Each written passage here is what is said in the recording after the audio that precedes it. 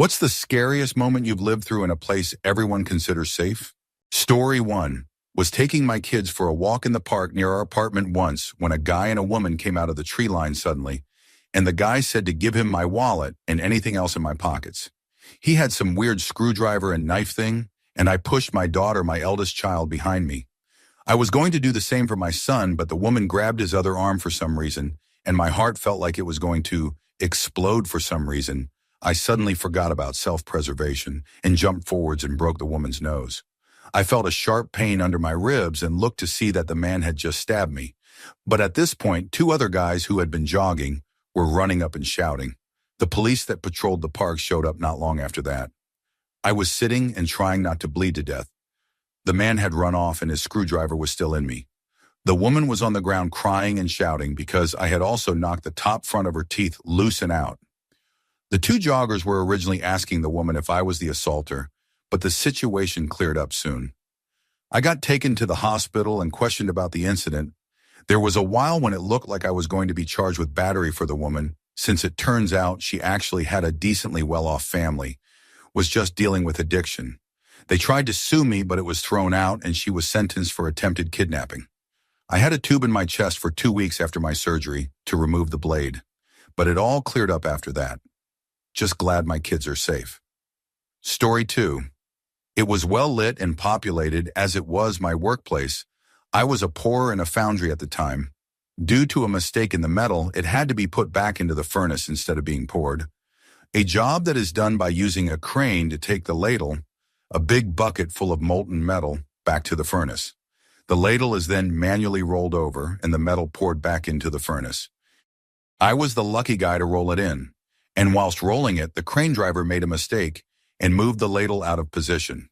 This resulted in a wave of molten metal at around 1,600 degrees Celsius, approximately 3,000 degrees Fahrenheit, flying toward me like water off a spoon in the sink. Due to the light coming from the molten metal, I could not gauge the depth of the wave at the time, but looked down to see nothing but orange light surrounding me from the waist up. This lasted a moment at most. But in that moment, every possible injury that could come from that crossed my mind. No injury came of that. Like a spoon in the sink, the wave was very thin, and my gear was good enough. But I was genuinely terrified then. Edit. There are a few people having difficulty picturing this. The wave of metal that hit me was splashed back off the top rim of the furnace. I was on a stand. About half of my body was above the rim of the furnace. When rolling the metal in, it comes out of the top of the bucket, and the crane operator managed to clip the furnace ventilation. This turned the ladle and caused it to go everywhere. What hit me was more like a sheet of metal that happened to be molten. Seeing it hit me, I was unable to tell how deep the actual wave was, so from my perspective, I had a sheet of molten metal around my waist that was unknown depth and incredibly hot. As I was the one turning the ladle in, I flicked down the lock on the turning wheel and quickly turned to jump down from the stand. This all happened very quickly. There was a distinct line and some metal splash on the front of my jacket where the wave had come into contact with me. Once I determined I was okay, I put the gear back on and finished the rollover. Story 3, I was 10 or maybe 12 years old. My mom took me to the mall so she could go to the Target store. There was a baseball card and comic book store right next to the Target, and while she shopped, I got to go look at the collectibles. While I was looking at the cards in the case, a guy came in. He looked around for a minute, then approached me and asked if I liked baseball cards.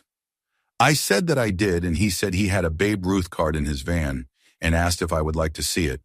We were right at the counter, and the clerk was right there, but I got a really creepy vibe from this guy. I said no and left the store to go back to Target and find my mom. I looked behind me as I walked into Target, and sure enough, he was following me. I was starting to get a little scared, so I turned into the women's underwear aisle, thinking he would not follow me. He kept after me until I finally found my mom. I never told her about it because I did not want to scare her. At the time, I thought maybe he wanted to steal my $10, but now I am pretty sure he wanted more than $10. Story 4, I go grocery shopping at the same store at the same time, maybe twice a week. There works a grocery bagger, and once before he waited by my car to help me put groceries in my trunk. It threw me off and made me uncomfortable. I get anxiety in social situations, but I figured he was just being polite and doing his job. I am a really shy person, and my instinct is to be polite no matter how uncomfortable I am. Plus, and I do not mean this in a rude way, from our first encounter I get the sense that he is not all there in the head. So yesterday I went straight from the store to my car, opened the trunk, and promptly started putting groceries in. Out of nowhere, this guy appears, and we engage in polite small talk. He asks how I am doing, and I reply, but make the mistake of asking how he is. There he goes off on a rant of how this whole year has been awful, how he has disturbing thoughts about harming this dog, not sure if it was his dog or another, he lost me in the rant, and also how watching people being executed by hanging is entertaining. He is getting pretty passionate in this rant, and it escalates to how it is, in his view, hypocritical, how the justice system treats people who commit violent crimes, and how it is allowed for Americans to do so in other countries when fighting a war. Story 5. It wasn't me, but when I was still a college student, I witnessed firsthand the bystander effect. A friend and I had just ridden our waveboards like nerds from the engineering dorm down into the public square, Red Square at the University of Washington. We rode down nonstop from McCarty Hall and were sitting on the library steps watching the sunset. Across the way near the smokestacks, we saw a couple yelling at one another really exaggeratedly. The guy then grabbed the girl and started hauling her about. We were amused, as we thought they were just play fighting. There was a large group of students sitting right next to them watching, and doing nothing either. Nothing seemed wrong until he threw her to the ground and started dragging her towards the stairwell leading to the parking garage. During this time, a group of 5 girls left the garage and walked past. The girl, still being forcibly dragged, pleaded to them, "Please help me," and we could hear her clearly from across the square. The girls looked and did nothing and kept walking. Nobody on the stairs moved either. They just watched. My friend and I got up and started walking quickly towards them, but they disappeared into the stairwell before we got halfway across. There we intercepted the girls who had passed them. "Did you see that?" they were asking amongst themselves worriedly. I glared at them for not stopping. I sent my friend into Odegaard Library to have the help desk call the campus police. While he did that, I went into the stairwell and headed down the steps, all the while hearing the girl screaming while the guy kept hitting her and shouting at her. I got to the bottom platform, passing 2 people on their way up.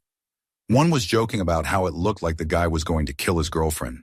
They were amused and unconcerned and ignored me. The bottom platform has double swinging doors that lead to a smaller room with an elevator and then more doors leading directly into the garage. The guy and girl were in this room, and I was in the stairwell just outside. I waited there for campus police while the guy kept yelling and the girl kept crying.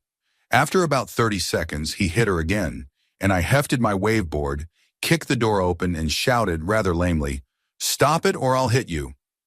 The girl took this opportunity to break free and run up the stairs. The guy, taller and more muscular than me, whoops, looked surprised as well but didn't move. He saw my club-like board and gave up immediately. He tried to explain that his girlfriend was threatening to have him deported. He was in the United States illegally past his visa or something, and she was trying to blackmail him or something of the sort. I held him there for a few minutes waiting for campus police, but they still didn't show up.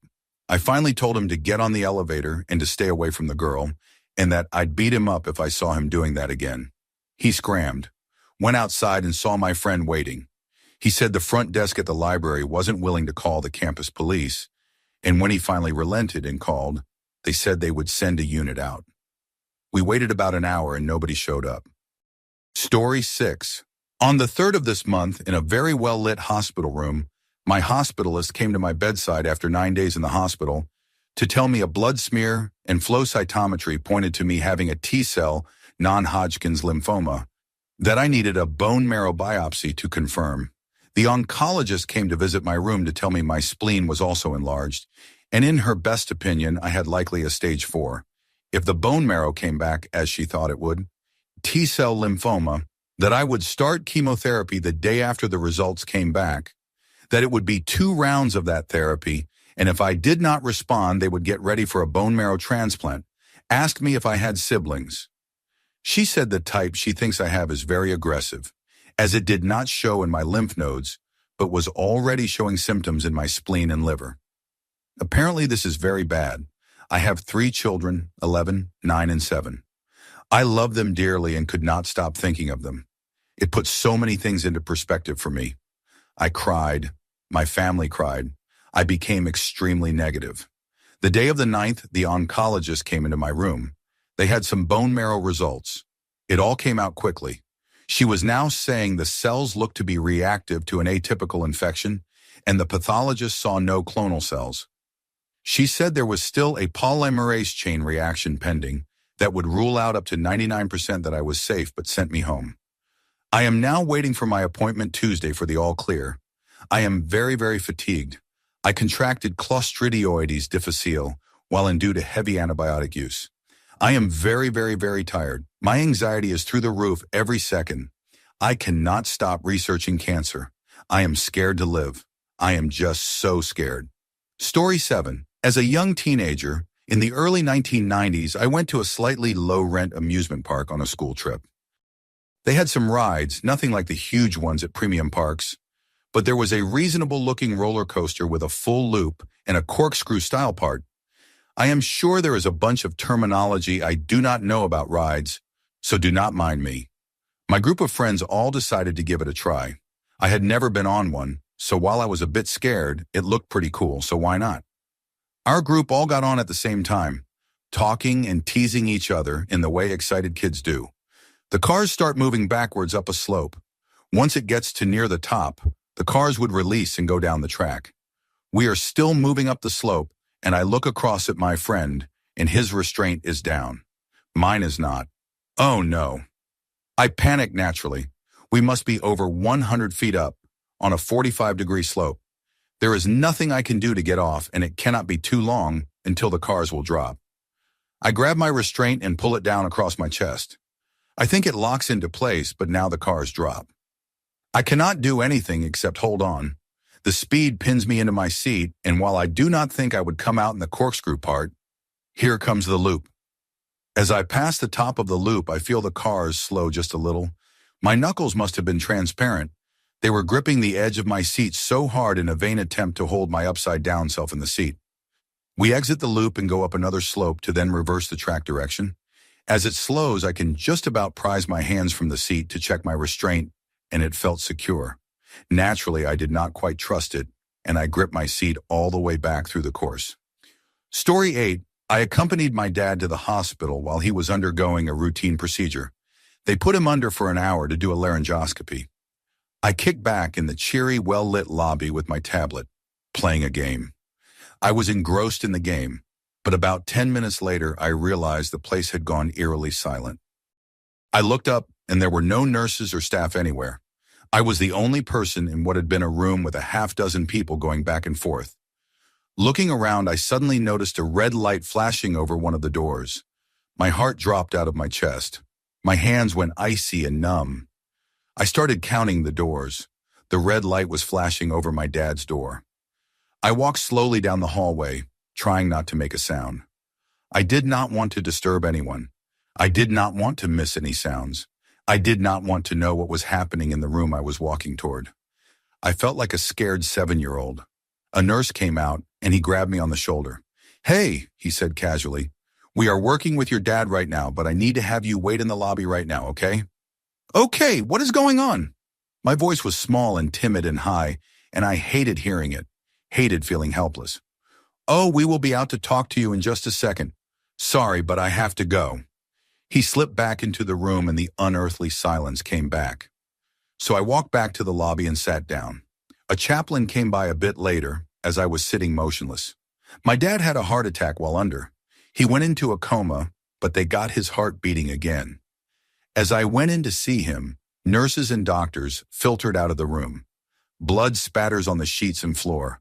My dad quiet, wired into a half-dozen machines. About 15 minutes later, when my mom arrived to answer my urgent texts and calls, the lobby had a couple of families in there chatting happily, and the staff was back to its business. We pulled his life support 4 days later, after learning he was irrevocably brain dead. The world can change so fast. Your life can get turned upside down. Your life can end. And for the people around you, it can just be another day. They go on without even noticing the pain inside you. That was the moment in my life this truth was most starkly plain. Nothing has ever been more terrifying. Story 9. When I was living in Geneva, one day I got a craving for something from home, so naturally I went to McDonald's and got some fries, pommes frites. I am sitting outside with my frites when I notice some chaos and cacophony coming across the bridge. It looks like it is a World Trade Organization protest, complete with tractors and black bloc protesters throwing bricks and firebombs. This is odd. Geneva is usually quiet, tidy, and calm. I get up and start walking away from the McDonald's to try to get to a different part of the city, not realizing how wild this was about to get. As they get closer, things start getting real. They smash out storefronts, light cars on fire, and the Swiss police form a police line behind me. I am now stuck between black bloc protesters and irritated police. I get up and start moving quickly down the street as both parties are closing in on me and start inhaling a mix of burning car and some sort of gas. Not sure if it was tear gas or some sort of improvised smoke bomb from the protesters. People are yelling and it is loud as hell. I round a corner and run right into about 12 Swiss police who are preparing to set up a cordon to corral the protesters into a more controllable part of the city and start asking them to please let me through.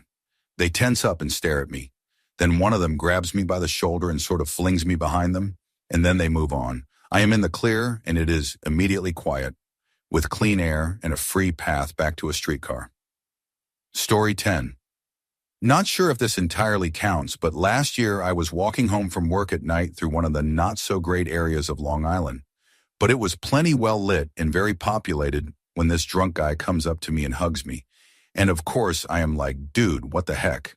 But I hug him back because I have moderate to severe social anxiety, and he asked me if he can borrow my phone to make a phone call.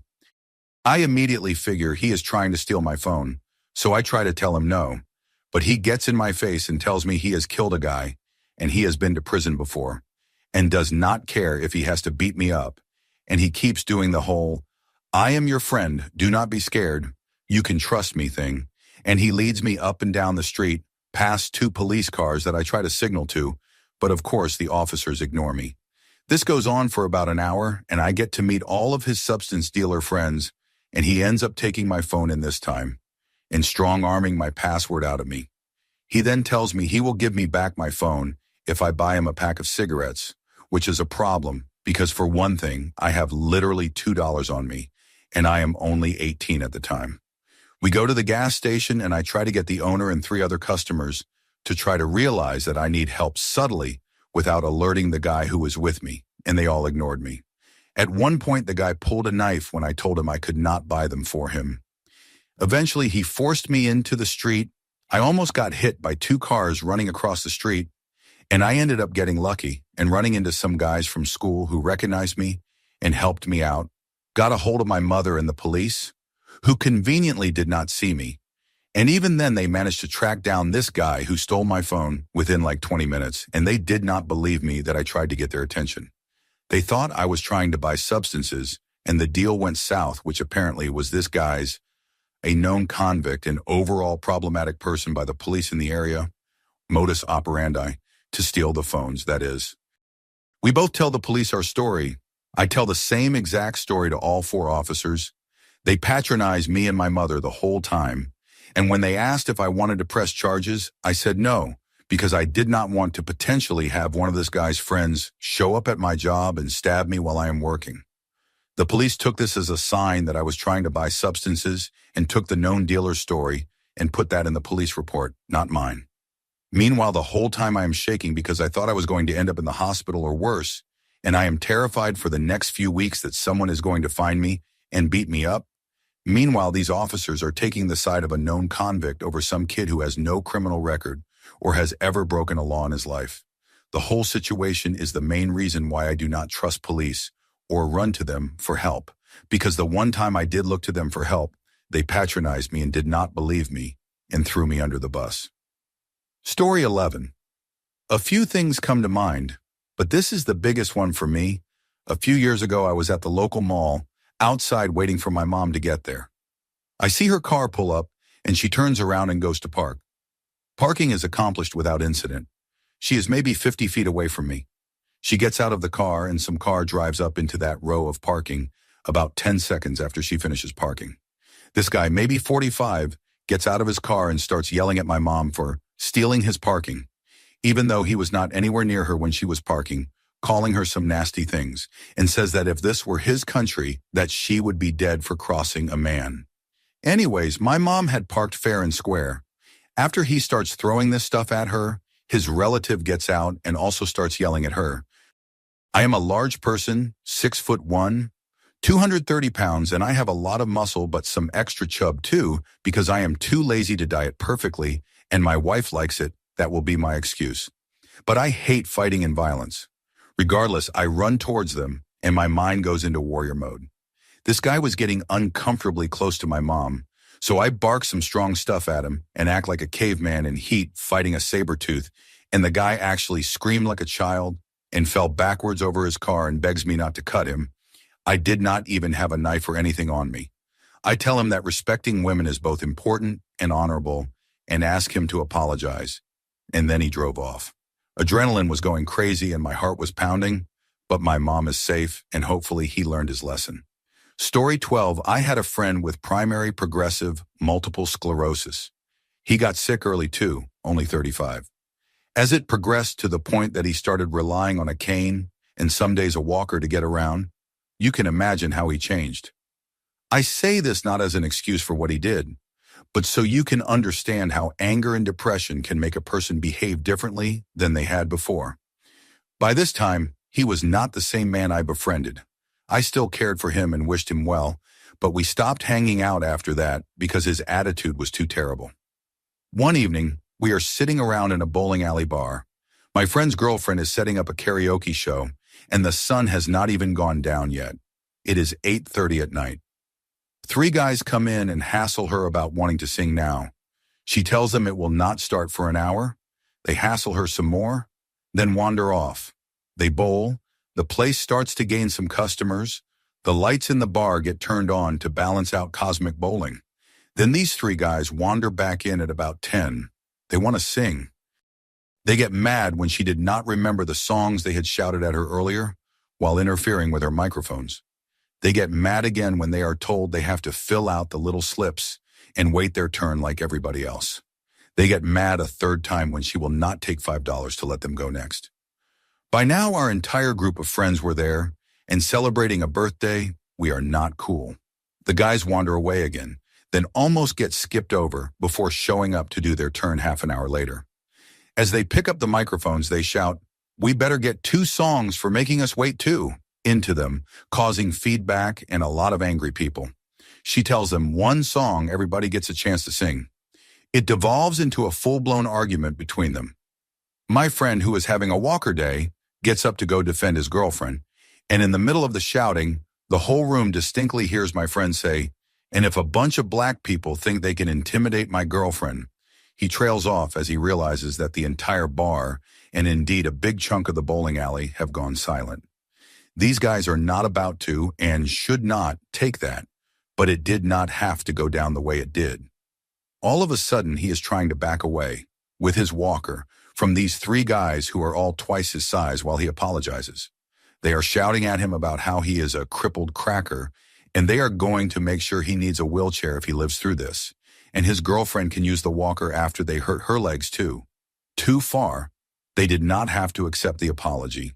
And if one of them had just punched him, I would have said that is fair, and he deserved it. But we could not let them do what they were threatening. Next thing I know, 2 of our friends and I have stood up, and I have shouted, "That is enough." Next thing I know, they are in our faces. One of my friends is just trying to negotiate our way out of it. The other is making threats. I am just standing there trying not to lose my game face because I am terrified of this 350-plus pound, 6'6" mountain of a person who has picked me to square up with. I manage to duck under the punch he throws at me and somehow end up behind him. Desperately, I somehow end up with this guy in a full Nelson, except I am 145 pounds and 5'8". At this point, I am this guy's new cape. He starts swinging around wildly, shouting, "Get him off! Get him off!" The entire room has gone from fear and aggression to amusement. I hear people start to laugh. One of his buddies grabs me by the back of the shirt and shoves me away. I stumble, trip over something, and break my nose on the corner of a table. I cannot even claim a decently taken punch to the face. The mountain walks over to me. I am now laying on the ground with blood gushing out of my face. He leans right down over me and shouts, "Stay down!" Then he looks at me for a second, points a finger in my face and says, "I get it. You have to stand up for your boy. What you really have to do is pick better boys or educate yours." Then the waved finger turns into an extended hand and he helps me to my feet. Bartender grabs me a rag and we all get kicked out together. When the police showed up and found us all, except the loudmouth sitting outside congenially, they agreed to let us all go on our way and drive me to the hospital if we all agreed to drop the matter. My friend wanted charges pressed against all three and was threatening to sue the bar too. He backed down when I told him I would break his nose to match mine if he did anything of the sort. It was the scariest moment of my entire life, and the only reason I lived was because the mountain showed me mercy. This person wanted to bankrupt me and lawyer's fees after that. That was 11 years ago. I only saw my friend twice after that, once at a bar and once at his funeral. I missed the man he was before the multiple sclerosis. I do not miss the angry, depressed man he became. Story 13. In second grade, I was playing at recess in a sandbox with a kid who lived around the corner from my house when this other kid walked up with what I can only describe as a gang of first graders. There were probably about 10 of them. They split us up and 3 or 4 went with my friend to the far corner of the sandbox while the rest dragged me out under a tree more in the center of the playground. Now, it is worth noting that I have a connective tissue disorder called Marfan syndrome. The short version is that I have a defect in my DNA for coding something that holds my connective tissue together, and as a result, I have always been very tall. I am 6'7" now and extremely skinny, but also very incapable of physical activity. It also means that taking a good hit from, say, contact sports could cause my aorta to rupture, and I would quite possibly die of internal bleeding before an ambulance showed up. So they started trying to pin me to the ground and drag me out while I was flailing and screaming, and the next thing I know, one kid is assigned to each of my legs, and the others are taking turns literally jumping on my groin and punching my face, punching my chest. And I am shouting for help because I know all that stuff about Marfans, and what must have been the whole recess period full of kids is just circled around me, watching. The bell rings to end recess and everyone scatters, and a few minutes later, some teacher runs out and helps me to my feet. Turns out those kids also knew I had a heart problem. When I got called up to the principal the next day, he asked what happened, and that leader kid, who happened to live just next door to my friend, said that his dad had said weak kids like me deserved to die, and besides, I was annoying. The principal threw his nameplate at the kid hard enough that it actually stuck into the wall where it hit. I did a 180 on my personality that day, used to say hi to everyone, probably said no more than 10 words to anyone other than a teacher or my closest friends until high school, and certainly was afraid to go outside for a while with that kid in my neighborhood. Story 14. I was practicing my whip cracking skills in a park. I had just become interested in learning to crack it, so I was still very enthusiastic about it. I was keeping to myself and being very mindful about where people were at all times when they were passing me so as to be as safe as possible. Well, evidently, someone at the park did not appreciate the noise. I noticed that police cars had pulled up to the park. I sat down in front of a tree and had my whip next to me, reading a book on whip cracking. I got up and made a couple of small cracks and looked back to the book for more instruction. When I looked up from the book, the police were running toward me with shotguns pointed at me. They were shouting, "Drop the whip!" This is in the middle of the day. So I did, and they made me get down on my hands and knees and put my hands behind my head. The whole 9 yards. When they asked what I was doing, I told them I was just practicing my whip cracking. Once they determined I was not a threat, they let me stand up. Then the officer told me that sometimes people call and exaggerate a situation in order to get a faster officer response. Apparently, they had claimed that I was threatening people with my whip, which I was not. He told me I was lucky that he did not take my whip. Then he wrote me a ticket for, I kid you not, use of park contrary to design purpose. I had to go to court and everything. So I went, and the bailiff gives this huge speech about $150 being the cheapest fine anyone could possibly hope to get. And if you were offered that fine, you should just take it and count your blessings. Naturally, I am offered the coveted $150 fine. I refuse. My public defender tells me if I take this to trial, I could end up having to pay something along the lines of $400 in fines, etc. I told her I did not care. It would be worth it to me to see the look on the jurors' faces to know that that is why they had been summoned. It gets set for a hearing, and I come back in a couple of weeks, talk to the public defender about it. We laugh for a little bit, it was a different public defender, and go into the courtroom. All charges are dismissed. What sucks is, after that, I became somewhat known by my local police department for it. I would call the non-emergency line and ask where a safe place I could go to do it was, because I wanted to practice. I would be insulted about it over the phone, with the underlying message being that I should just stop doing it because there was something wrong with me for wanting to crack a whip in the park in the daytime. Story 15. I was walking home around 2 in the afternoon in the downtown part of my city. A guy came up behind me on an overpass and asked me for the time. I told him and kept walking, but he kept walking with me. I got a bad vibe from him, but could not really leave at that point. He even said, "Look, I am not trying to talk to you. You are beautiful, but that is not it." So once I am able to, I turn and leave. I walked an unusual route to see if he was following me. I thought he was not, and opened the door to my building, and as the door was closing, he caught it. I was naive and afraid and thought maybe he was going there anyway too. I had just moved out and was 18 years old. There are 2 sets of stairs and he goes up different ones than me. As I am unlocking my door, I hear the door down the hall, which are the stairs I took. So he had turned around and gone back up those. I hurried into my apartment and locked all 3 of my locks and sat on my bed. I heard the doorknob try to open, and then for 20 minutes there was knocking for a minute, followed by silence for a minute. Again, I was 18 and scared and had cannabis in my place, so I foolishly did not call the police. 3 hours later, I had not buzzed anyone in and was not expecting a visitor when the same knocking started, but this time ended within 5 minutes. Next day, my landlord was inspecting the roof and asked what happened the day before, and I told him I was followed home. Apparently, a neighbor had seen someone climb up the fire escape and onto the roof, and they came and confronted him, and he said he was my boyfriend trying to talk to me. Luckily, they threatened to call the police, and he left. One of the scariest parts of it was I could not remember what he looked like at all, so for the next few weeks I felt pretty uneasy around my neighborhood. Story 16. Not really well lit since it happened at night, but the parking lot was, and there were a bunch of people around. I had just gotten off my shift at Cracker Barrel, and I went to the CVS pharmacy to grab some sleep medicine as I had major insomnia problems. I had $180 from tips from that night and the night before in the center console of my car. As I parked and was about to get out, a man who was about 40 years old walked up to my car and started talking to me. It started out innocently enough with him asking me about my Mustang, whether it was a stick shift or not, engine type, etc. I talked to him for a bit about it, and then he asked to bum a cigarette. When I opened my door again to grab my pack, he held on to the top of the door, and I did not really think much of it at first.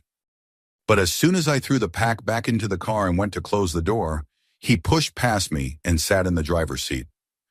Now I had the keys, so I was not worried that he was going to steal my car, just extremely weirded out and getting more and more nervous by the second, which unfortunately showed pretty obviously. He was still acting like he was interested in my car, with him acting like he was checking out the clutch and transmission, but then in full view of me, he opened the center console, casually grabbed my $180, slipped it into his pocket, then got out of the car like nothing happened. I was stunned and was thinking, there is no way that just happened.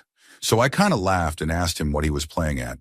He looked at me with the creepiest fake smile I have ever seen and started saying something about, "Do not worry about the money. I am going to give it back if you follow me into this neighborhood and meet my friend with me."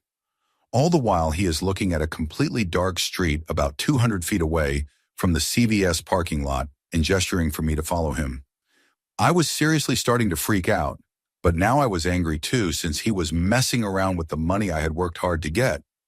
He turned around and started walking away, and I completely dropped the nice guy act and started asking him what he was doing with my money. He just completely ignored me and started to walk faster. For some reason, this was the first time it occurred to me that I was being robbed, since it had never happened before. And I instantly decided that he was not getting away with my money because he would be gone in a second if I let him wander off. I followed him and started to yell at him to give me back his money. He walked faster. Then the part that still upsets me to this day occurred. A man leaving the CVS was forced to stop since we were both standing in the middle of the parking lot, and he rolled down his window and asked me what was going on.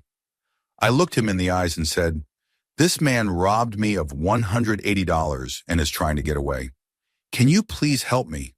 I was just 21 years old, scared, and did not know what to do, and he looked like a big guy who could have easily helped me. And what does he do? He just blankly stares at me, and when I repeated myself, he held his hands up to his ears and started gesturing like he was deaf or could not hear. Then he drove off. My blood boiled. He had just asked me what the problem was, then acted like he was deaf to avoid getting involved, and just left me on my own with this guy. I do not really blame him, since it was a strange situation, but still it was my first experience with how people will refuse to help you in a public situation. There was another story I read on here about a person getting hurt in full view of a crowd of people who all ignored him, but it really is shocking how much people will refuse to help you when you really need it in public. So I keep chasing this guy, and now we are out of the parking lot. It is pitch black. And I know if this guy is going to try something, it is going to be now, so I made the decision to try something risky. I stopped shouting at him, walked up real close behind him, and quickly grabbed his right arm while reaching into his pocket with my left. Well, he elbows me in the stomach and swings a box cutter at me with his other hand. All right, time to stop following him so closely. I kept following him, though, just at a distance. After about 2 minutes of this, we reached the neighborhood I mentioned earlier, and at this point he turned around and sort of mock charged me. I could tell that he was not going to actually stab me, but I ran anyway because I was not about to risk getting cut by a box cutter. I have seen Breaking Bad. So anyway, I run back to my car and jumped in and drove to the neighborhood I lost him in while calling the police. As I turned into the neighborhood, I saw him standing on the front stoop of this apartment building looking around like he was waiting to meet someone, probably his dealer or whoever he owed money to. When he saw me pull up, he quickly ran inside and threw the box cutter into the bush next to him, but I had already seen what building he lived in and was able to tell the dispatcher what apartment number he was in. The police got there less than a minute later. Hats off to them. I pointed out the building that he went into, and he nodded, and we both watched the windows while waiting for backup to arrive. While the second police car was pulling in, the officer and I both saw people opening the shades on the window of the top floor, looking down, and quickly closing them. So now we had a room that he probably was in. The 3 officers told me to wait as they had enough now to enter and knock on the door. They found this guy hiding under the staircase on the first floor, and as soon as they shined their lights on him, they told me he instantly came out with his hands up and said, "It is me." I pointed out to the police where the box cutter was and described it to them before they recovered it to prove it was the same one he pulled on me. I then told them exactly how much he stole from me, and they found the exact amount on him. Pretty much an open and shut case. I got called in to testify around 6 months ago, but he asked for a jury trial, and I have not heard anything about the case since. These days, I kind of feel bad for him and would honestly not even press charges now if I got called back into court. He was crying at the end and gave up instantly, and it was clear he was probably dealing with addiction or owed someone money. Still, robbing someone and pulling a knife on them is not really the way to get it.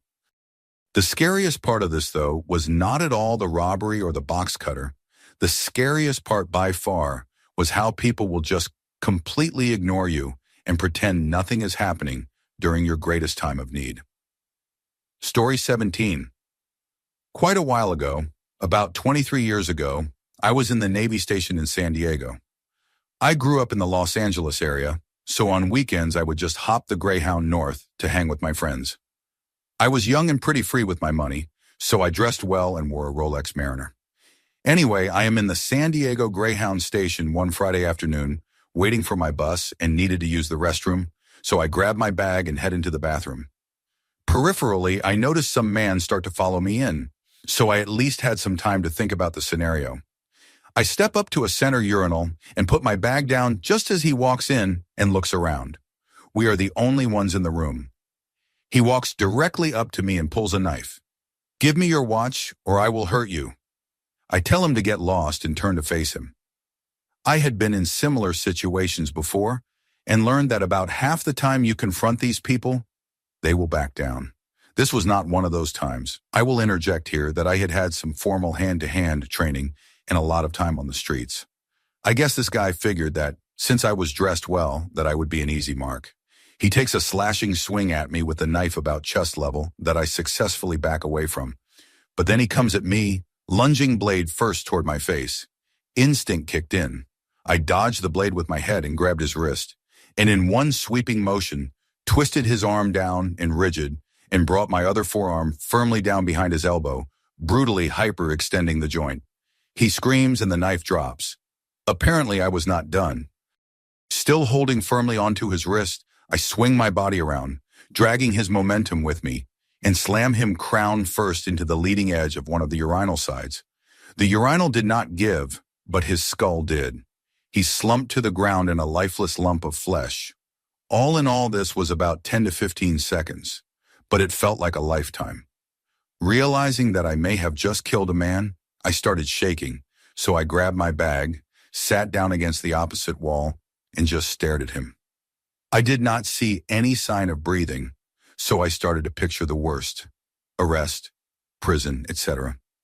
I am not sure how long it took, but eventually someone came in, surveyed the scene, and called for security. Eventually, an ambulance and police were called. He was pronounced dead at the scene, and I was taken to the station and booked. I gave my statement. They called the base police, who came and picked me up. I was held in the brig through the weekend and into Monday. Apparently, the man had a record of previous assaults and armed robbery and was a known dangerous individual. So after being held the entire weekend until they could consult with the district attorney, the police department dropped the charges and considered it self-defense.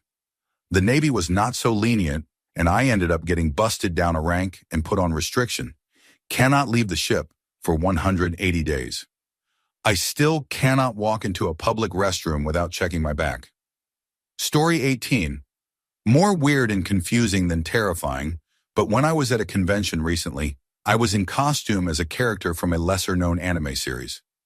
As I was walking back to the main convention area, a young man politely asked for a photo, and of course I said yes, because it is generally expected to be asked for photos at a convention. I posed, he took the picture, and then beckoned me over.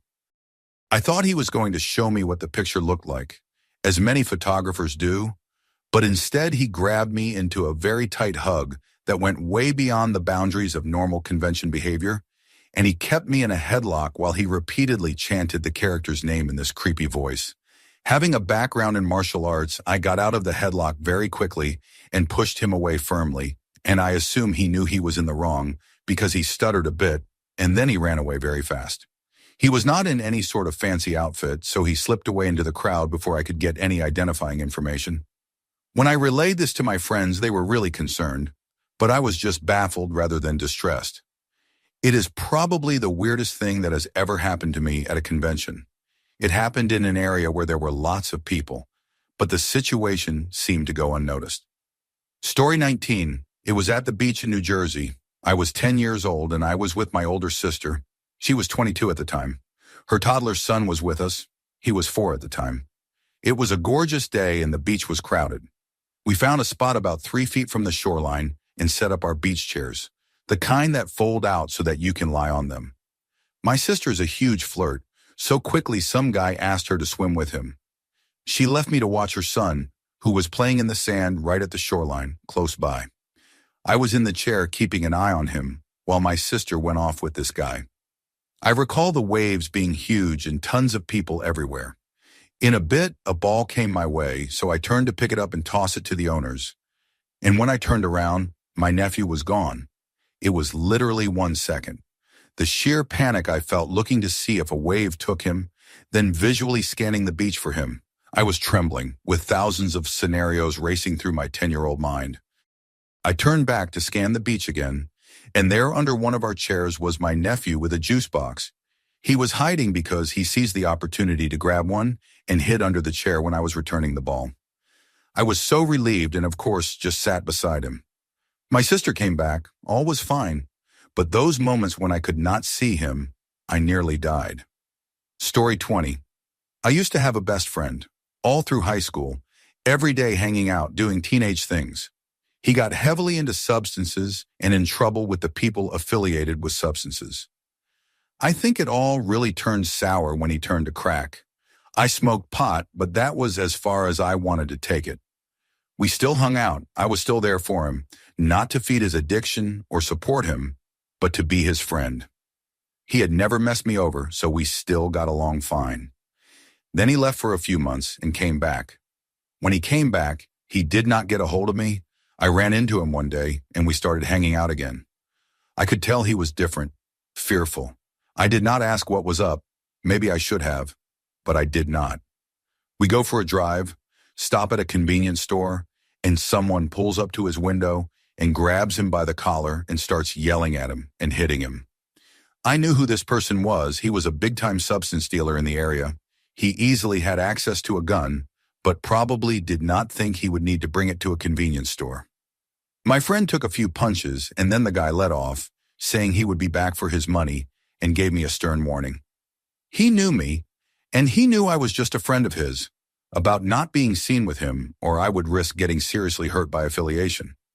A few weeks later, I get a phone call from my friend. He is panicking and telling me this long story that I knew was a lie. He was taken hostage by two people in his home, and they demanded money which he did not have, so he took it from his mom's purse and gave it to them. I quickly pieced together that he took the money from his mom's purse either to settle a debt or to buy substances. I do not know, but he needed $200. I told him I would cover him if he promised to pay me back. I would not run after him for it. He would have to come to me with the money and pay me back, or else he lost a 6-year best friendship for $200 worth of substances. My thing was that he had never used me to feed his addiction. This was it. I knew this was it. I was hoping he would admit to being messed up and needing the money for substances, but he never did. He just stuck to his story. Anyway, I go to him, we talk a bit, I pretend to believe his story so I do not lose even more respect for him. We walk to the bank so I can make a withdrawal and give him $200, and as we are in the bank, someone on the street spots him, someone who calls a group of people, and there I am, held inside the bank by a bunch of people. If we leave, they would hurt him because he messed them over and hurt me for my money. So I look at him, I give him the money and say, "Pay me back whenever, I do not care what you do with it," and walk out. They were going to start something with me, and no matter how much confidence you put out, they would not back down. I talked to them and name-dropped a few people who would have my back if anything happened to me, and they backed off. I headed back to his house and chatted with his mom for a while. I told her I gave him the money to pay her back. She said she would never see that money. I told her I knew. She had warned me not to get involved, that I would only get hurt. I told her I knew, but I just wanted as much time as possible with my friend before he forgot how much he meant to me. He never found me to pay me back. He never contacted me because he knew he had messed me over and I would be mad. I lost my friend over $200 in broad daylight. Years later, we ran into each other at a bar. He bought me drinks and apologized for messing me over, as though he had never hurt me. He was a different person. We did not bond the same anymore. I had grown. He had changed. Story 21. I was home alone on a Saturday morning. I must have been 13 or 14, and I heard banging on my front door, like a delivery worker banging hard kind of banging. I knew my dad was at work and figured if it was him and he needed me, he would call. Honestly, I just wanted to sleep in. The banging continued for a good 5 to 10 minutes periodically before I got annoyed and went to the door. The one thing I cherished was sleeping in on weekends, and some person was going to ruin it for me to talk about something or sell me something. I opened the door and no one was there. I was spooked at first, but I made them wait, so I figured they left. I started to walk back to my room when suddenly I heard the sliding glass door, directly adjacent to the front door where I was standing, slide open so fast the glass shattered, loud as anything. The next part happened in about 3 seconds. I froze and, like every kid who watches too many movies, thought I had some way to defend my apartment from an intruder. I always figured I would go all tough on someone trying to break in, but when reality actually sets in, it is terrifying. I went from, I am going to beat this guy, to what if some person is breaking in and has a weapon? Suddenly my plans, along with my bravery, flew out the window, and I ran down the hall to my room. I quietly closed the door and heard the blinds shake as someone passed through them just as the door latched shut. I stared at my door, heart pounding, wondering what to do. I grabbed a golf club in my room, my sister's little pink putter from when she was 10, and jumped in the closet. I left it cracked and I was breathing so fast. I thought maybe he would just leave since we had a nice TV in the living room. He could grab it and go. Nope.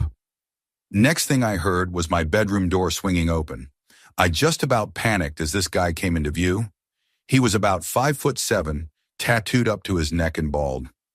I was about 5'10" at the time, but weighed like 120 pounds, so I was a string bean. I saw him stop and look around my room like he was taking it all in. I figured his next stop was the closet, so I either took him by surprise or he was going to find me. I took a deep breath and thought, time to man up, and I burst open the closet door, raised the golf club, and in a really shaky voice said, "What are you doing in here?" The guy immediately stepped back, put his hands up, and said he was looking for someone named Carlos. I still had the golf club raised, but the guy did not look scared, just confused and uncomfortable. As I backed him into the living room, his phone started ringing. He pulled it out and the caller ID said, "Carlos." He answered on speaker and Carlos asked where he was.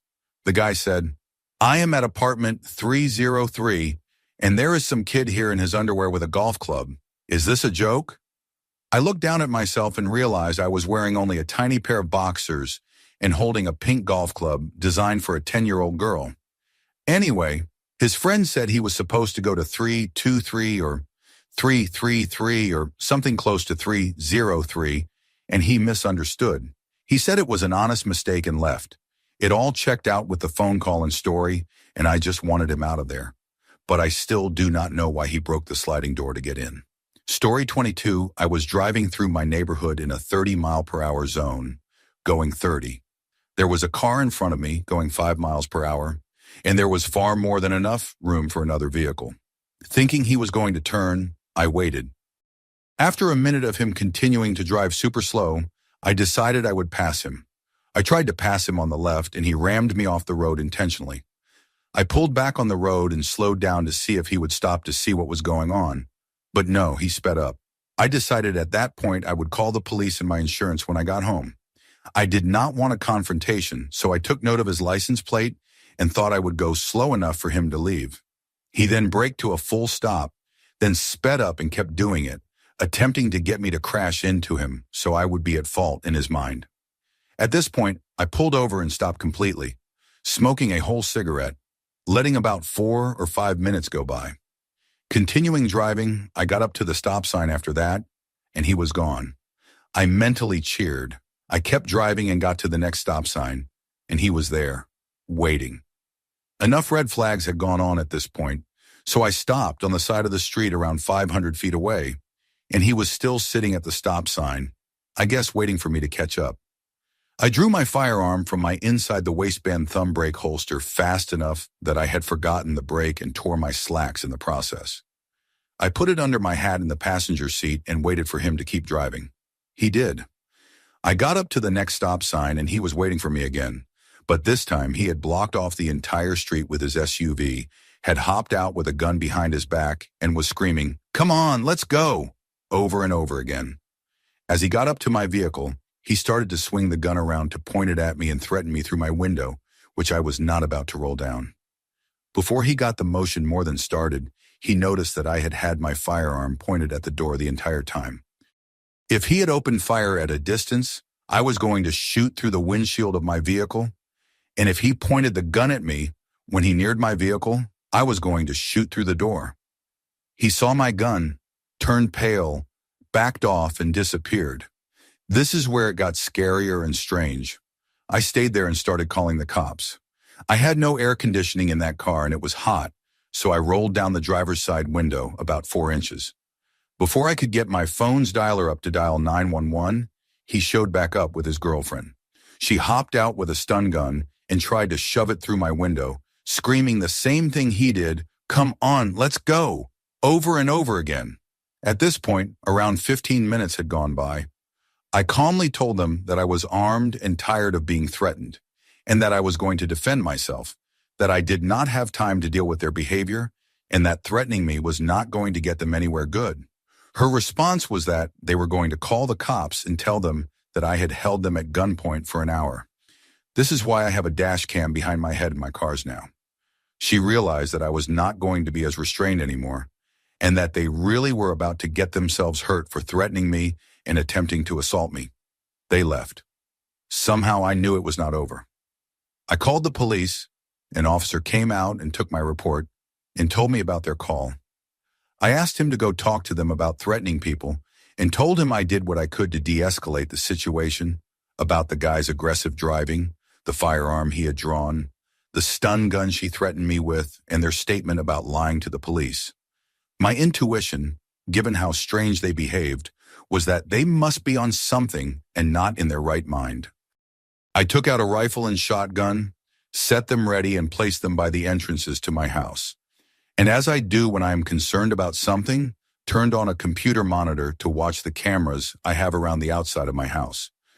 Around midnight, I started doubting myself, telling myself that I was overreacting, no one was coming to my house, and turned off the monitor for the cameras and headed to bed. They were still recording. Around 2 in the morning, I woke up to the neighbor's dog barking, which set me off a bit, but it was about to storm that night, so I figured it was the weather and went back to bed.